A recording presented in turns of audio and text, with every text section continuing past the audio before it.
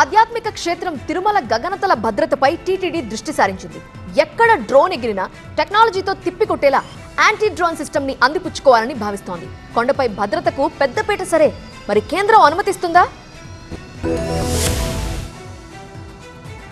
తిరుమల శ్రీవారి ఆలయంపై తరచుగా డ్రోన్ల సంచారం టీటీడీని కలవరపెడుతోంది. ఈ క్రమంలో యాంటీ డ్రోన్ సిస్టమ్ ప్రతిపాదన మరోసారి తెరపైకి వచ్చింది. తిరుమలను నో ఫ్లయింగ్ జోన్ గా ప్రకటించాలని చాలా సార్లు టీటీడీ కేంద్రానికి విజ్ఞప్తి చేసింది. ఈ మధ్య కేంద్ర మంత్రి రామ్మోహన్ నాయుడుకు కూడా లేఖ రాసింది. అయితే కేంద్రం గ్రీన్ సిగ్నల్ ఇవ్వడమే తరువాయి. సాధ్యమైనంత త్వరగా యాంటీ డ్రోన్ సిస్టమ్ ను అందుబాటులోకి తీసుకురావాలని భావిస్తోంది టీటీడీ. ఈ టెక్నాలజీతో కొండ పరిసర ప్రాంతాలపై వీడియో ట్రాకింగ్ ఉంటుంది. ఇందులో లాంగ్ రేంజ్ సర్వేలెన్స్ సిస్టమ్ సుదూర ప్రాంతాల్లో డ్రోన్లను ఎగురవేసినా ఇట్టే పసిగడుతుంది. ఆర్ఎఫ్ ట్రాకింగ్ సిస్టమ్ తో ఆపరేటర్ కు ఖచ్చితమైన సమాచారాన్ని అందిస్తూ ఉంటుంది.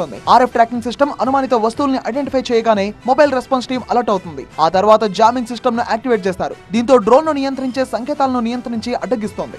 రెప్పపాటులో డ్రోన్ దగ్గరకు వెళ్లి దాన్ని క్రాష్ చేస్తోంది. ఈ టెక్నాలజీతో కొండపై భద్రతను పటిష్టం చేసుకోవాలనుకుంటోంది టీటీడీ. ఈ మధ్య రాజస్థాన్ కు చెందిన ఓ యూట్యూబర్ మాడవీధులతో పాటు అఖిలాండం వరకు డ్రోన్ తో షూట్ చేశాడు. ఇలా జరిగినప్పుడల్లా విజిలెన్స్ అధికారులు డ్రోన్లు స్వాధీనం చేసుకుంటున్నారు. అదే యాంటీ డ్రోన్ సాంకేతికత అందిపుచ్చుకుంటే డ్రోన్ ఎగిరేసే ఛాన్సే ఉండదు.